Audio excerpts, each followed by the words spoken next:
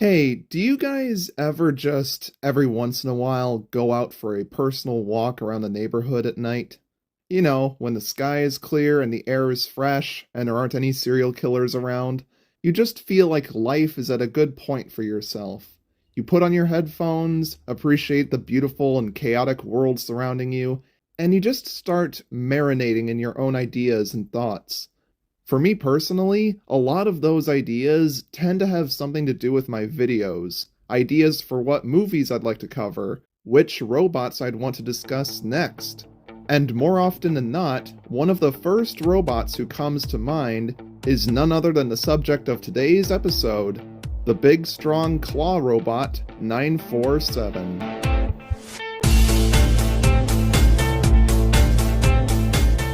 Before we start, I would like to inform you guys that when we're finished covering every one of the rogue robots of WALL-E, I will make an absolutely massive video ranking all of them. It may have to be done in a several part style due to just how many of them there are, but it will be worth the wait. But don't view that as something to look forward to. The series itself, where we actually get to sit down and personally, intimately if you will, learn more about each of these characters, that is the real reward. The ranking is just the aftermath, the epilogue, the byproduct. It's more so the journey than the destination that matters. But enough about the future, let's talk about this man right here. 947 is a big, strong, hunky, orange, maintenance class, by and large made, axiom-dwelling robot from one of the most peak films ever made. Man, I am just speedrunning through this today, aren't I? These guys are often tasked with lifting some pretty big loads, making them one of the notable heavyweights of the robot fleet. Often seen transporting big crates between locations, they're in a similar sort of ballpark to that of 753 or Lifter, among other strong claw robots. These guys are exactly the type of himbo that you want to have helping you with your luggage or while working in a warehouse. They also happen to have one of the coolest looking designs ever. Ooh, I'm so geeked about this guy. 947 has these great big clamping claw arms that dangle below his body, held together with extensions, hydraulic joints, and all the good stuff. I suppose you could call them jaws of the claws, of which slide apart from each other like a wrench, with this middle piece that prevents them from sealing tightly together. Yeah, you know how your thumb and fingers can very easily press together? Well, this guy can't do that with his. RIP. They also have these noticeable black patches on them, meant for grasping onto their cargo better, and their arms are pretty much a one-to-one match of those of 753's, only orange instead of gray. The orange coloration is actually so prominent on their body that it's easy to forget that he's actually gray with orange accents, and not vice versa. Regardless, orange, for me, can be a really nice color to look at when used properly, and 947 is a really good example of that. He is like the quintessential orange robot of WALL-E. Orange guy? I like to call him Mustard Man. 10 points to anybody who gets that reference. He has an absolutely enormous head with a face that is slightly sunken into his body. His pair of orange stripes wrap vertically over his vision screen, which displays two blue little eyes, and down his back, which has a sort of black compartment door on it, which I'm assuming is like to be opened for maintenance. You might have noticed that his head shape is eerily similar to that of the shaking one-eyed robot, also known as my sleep paralysis demon.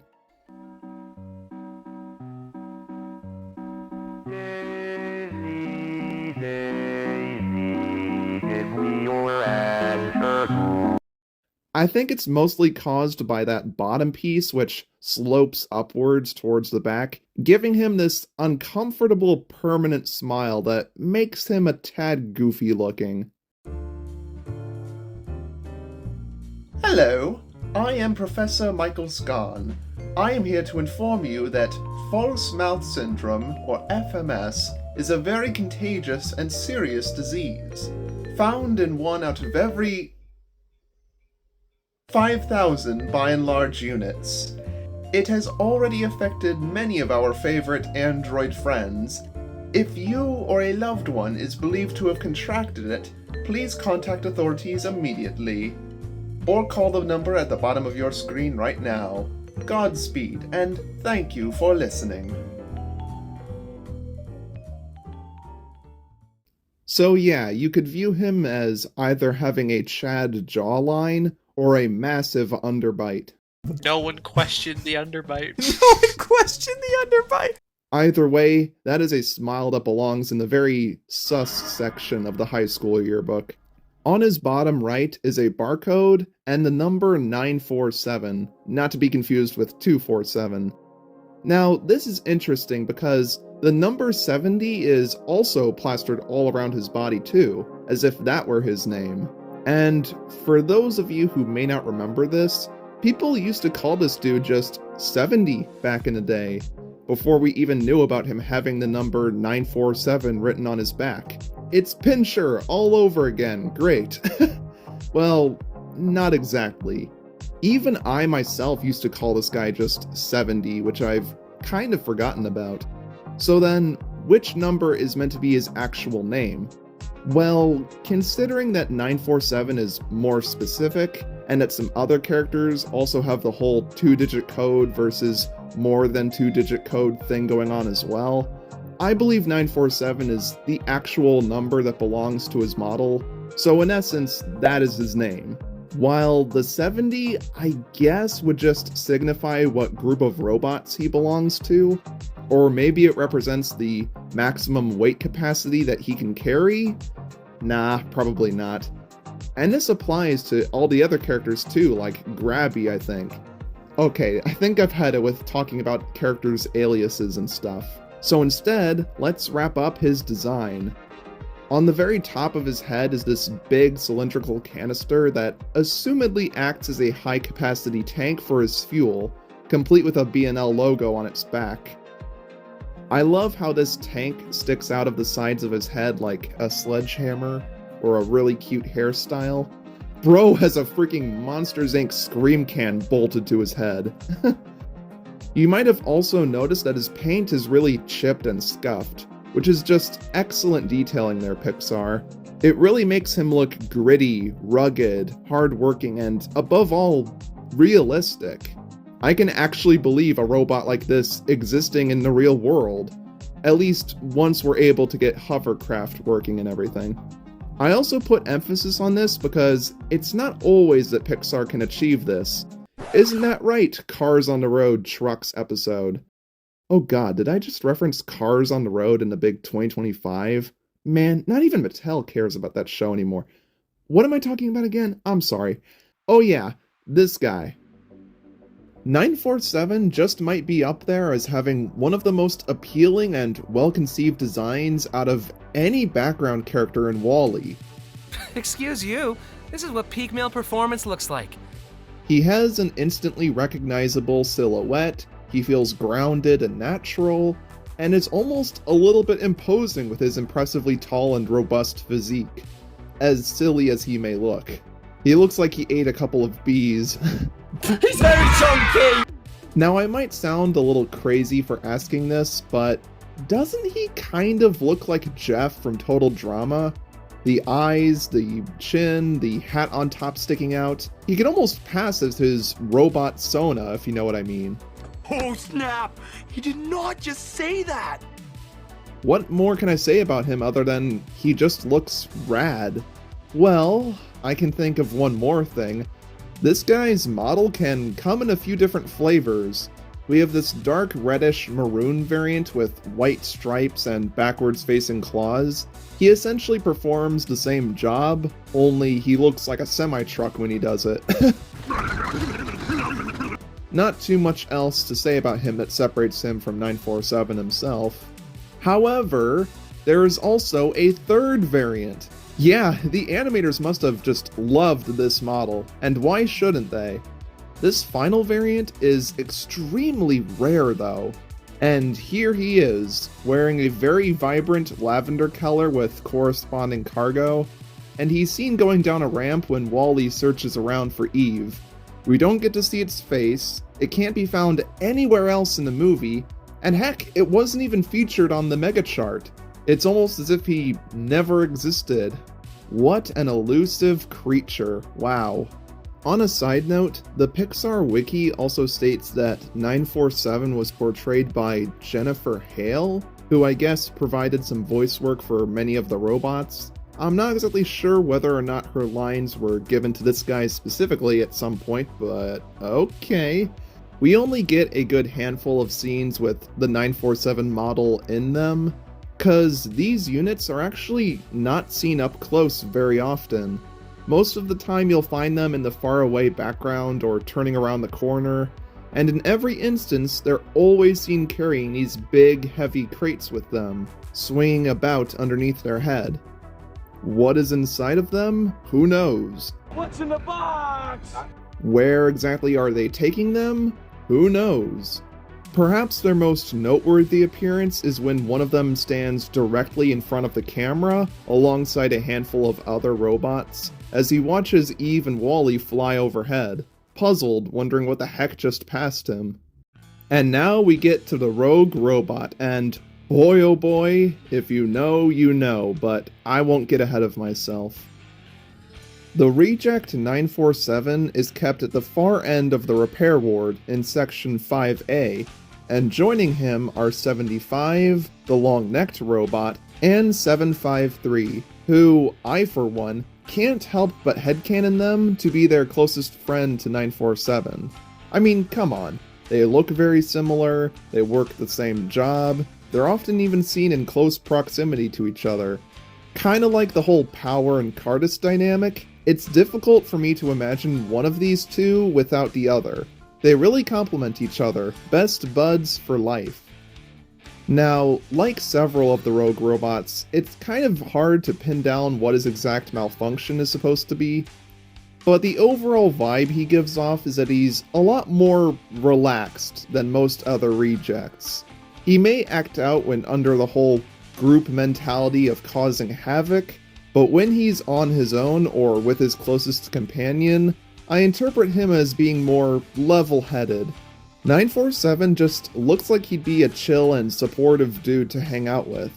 He seems like the kind of guy that regularly works out at the gym twice a week, has an affectionate nickname that would be like Hank or something, and he'd have the voice of Craig Robinson or Nick Offerman. Yeah, I know, it's a very specific headcanon, but leave me alone. You can see his large orange arms sticking out in the opening shot, where he seems to be on the opposite side of the room from where he should be, and it isn't the last time this happens either. When Wall-E gets taken in, he stops and looks around the ward, and in the distance, you can see him adjusting his arm span, as if he's trying to figure out how much he can carry with them big ol' hands of his. He's then seen oddly bobbing his head from Wall-E's point of view, and then watching our main characters zoom by towards the diagnostics room. Afterwards, he watches Eve's blaster ray travel by him in slow-mo, likely cheering at what is about to happen.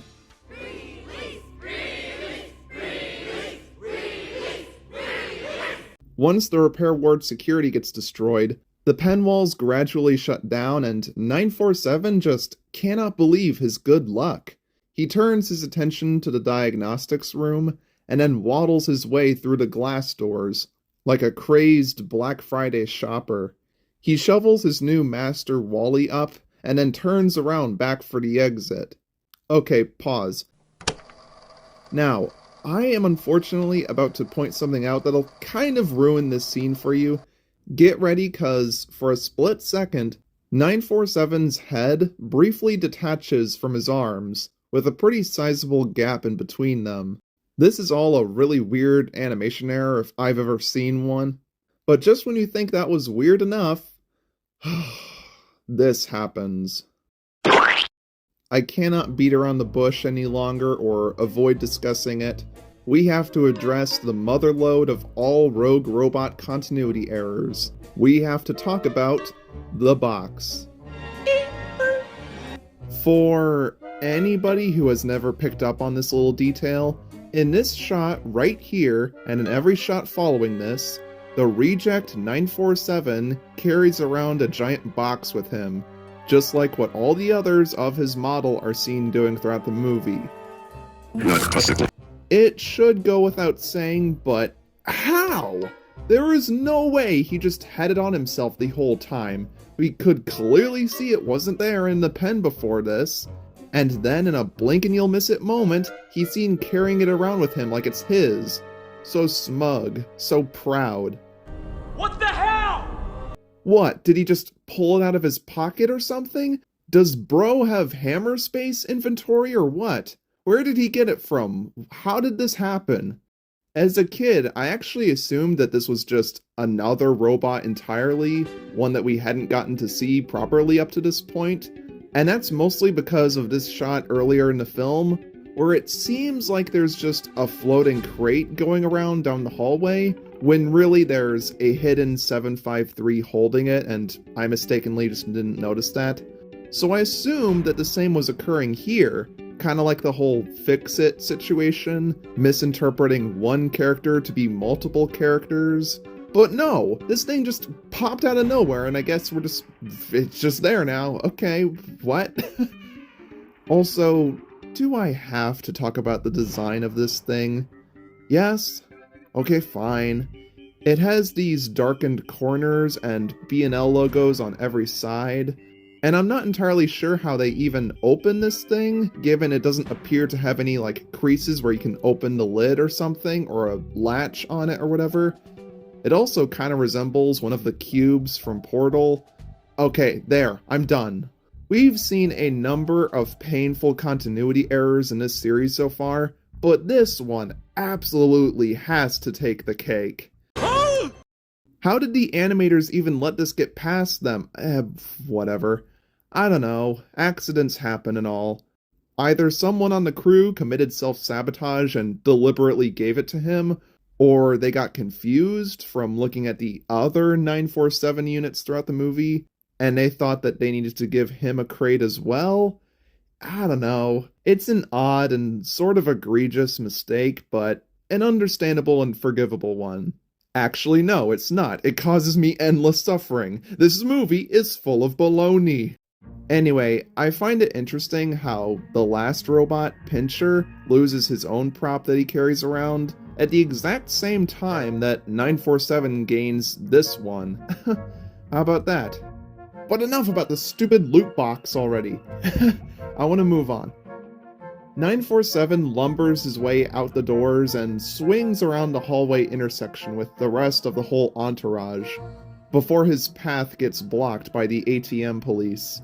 I've made this joke multiple times before, but, like, seriously, don't these guys look like ATMs?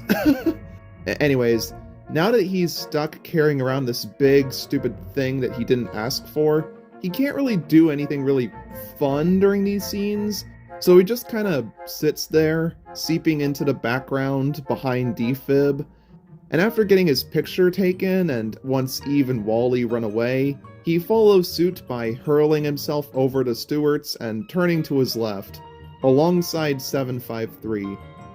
After that, he was dismissed from the film and hasn't been seen since. God knows where he ended up afterwards. He could just be chilling in a swamp right now for all we know. The Rogue 947 is pretty cool, but man, he was eventually ruined by that darn crate. It's so distracting, I just can't get my mind off of it. In spite of all that, we do have a lot of outside the movie material to still go over with him. Phew, that's a relief. One of his model appears prominently in the background of the short film Bernie, and a second one appears in the post-credit scene. His full-body image was shown off in a good number of different behind-the-scenes videos. You can see him in that pre-rendered shot of all the robots traveling down the gangways. One of his claws can be seen peeking into the Lots of Bots book, or at least it could be him. A gray version of his model is present in this chart in the background of various interviews. There is a lot of stuff here. A pretty notable one is this concept art of him wearing bright yellow, like that of modern construction equipment. where he's carrying what looks to be a load of stacked metal sheets. However, the placement of his arms indicates that this is meant to be what eventually became his maroon counterpart, not the normal version. So, is there any actual concept art for the normal version itself? Well, there actually is. You see, at this traveling museum exhibition, known as The Science Behind Pixar from a few years ago, there were these signs that were hung up for this area where you could build your own robot out of little pieces, and on that sign was the concept art of 947. Just look at him. Aside from these dark purple accents, he looks near identical to his eventual on-screen appearance. How about that? This is also cool because, along with this artwork of a treadmill robot, which is something I think the Axiom humans could definitely use, we had never seen this artwork beforehand.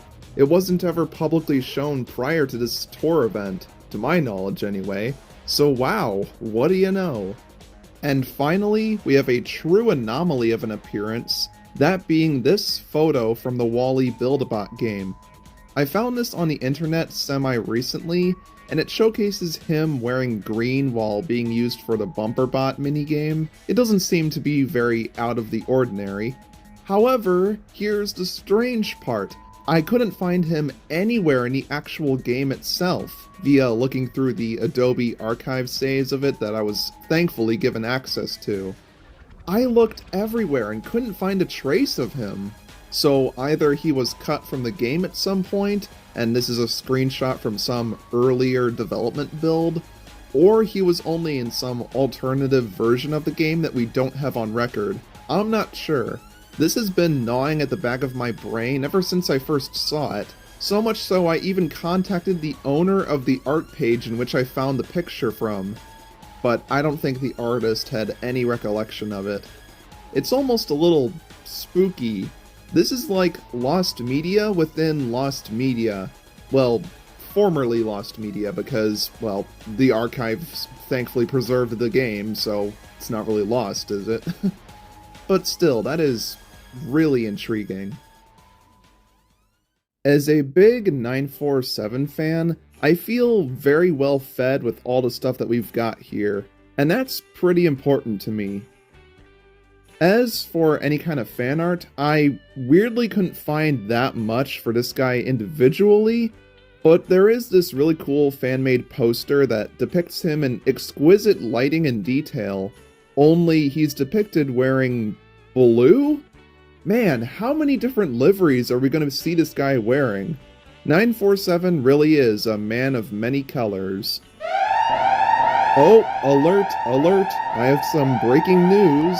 In the midst of this video getting made, I've ended up inspiring a few people to make art of 947. Well, isn't that awesome? This one in particular is of him as a humanoid. Yes please. They even gave him a backstory with the whole box thing. Isn't this whole thing just so cool? It seems like everybody wants a slice of the 947 pie.